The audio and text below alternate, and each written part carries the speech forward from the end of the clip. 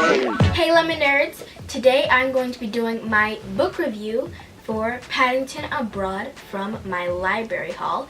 You can see all of the books that I got from my library haul in my library haul video, because it's a library haul. And you can see all of the books that I will be reviewing from my library haul in that video as well.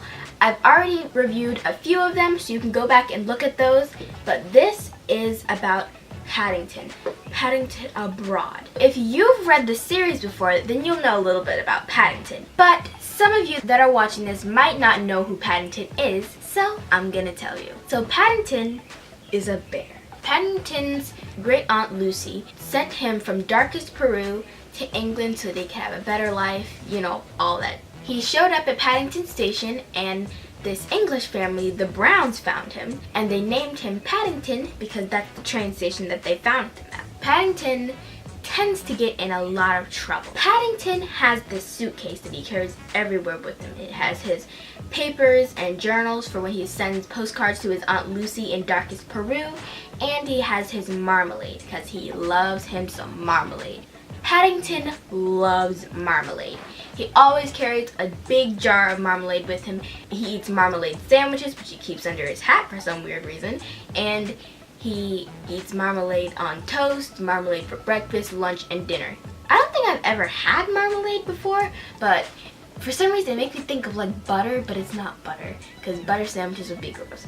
Marmalade is kind of like jelly, but it's like oranges with orange peel, and it's like orange jam, but chunky. So him and his Aunt Lucy and his Uncle Pastuzo used to make marmalade in darkest Peru. That's why he loves marmalade, and he only gets his marmalade from a specific grocer in England because he only trusts them. So anyway, this book is about when Paddington goes on a holiday with the Browns to France. Now, I have a few travel stories of my own. So my number one tip for traveling is make sure you have enough time to get to your gate. I think me and my family were taking a trip to Hawaii for my brother's graduation from high school.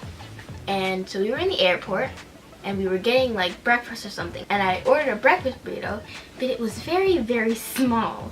So my mom went back to get me something else, and well, we went to go check in at the gate. But it turns out that the gate was like halfway across the airport.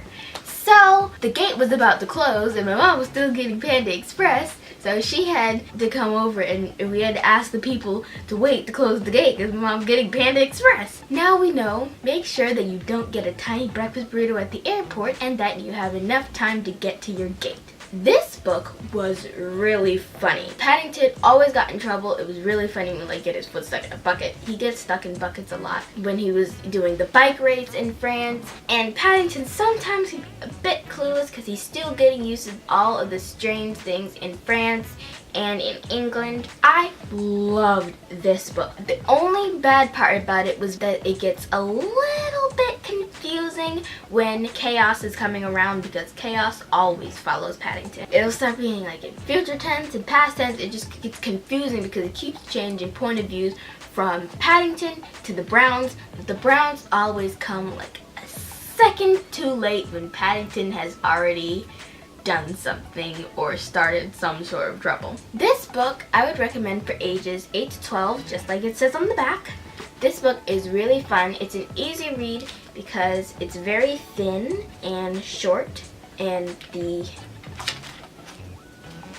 the words are fairly big, so it won't take you like more than a few days to read. It took me like 2 days to read this book, and I have another book, Paddington Goes to Town. I only read a few pages of this one because I forgot about it. I've been reading a new series, Keeper of the Lost Cities. This book is Everblaze, which is the third book, and me and my friend Hannah will be doing a review on the first one and the second one and the third one. So we're going to be doing reviews on Keeper of the Lost Cities because that's a really fun book. But back to Paddington. This is one of the later books. It's after this one, somewhere after this one. There's a lot of books, so I don't really know the story order. But it's not like you have to read them in order because they don't really relate to each other that much. It's just Paddington's adventures in England. There's lots of books like Paddington Goes to Town, Love from Paddington, More About Paddington, A Bear Called Paddington, Paddington. There's a lot of books.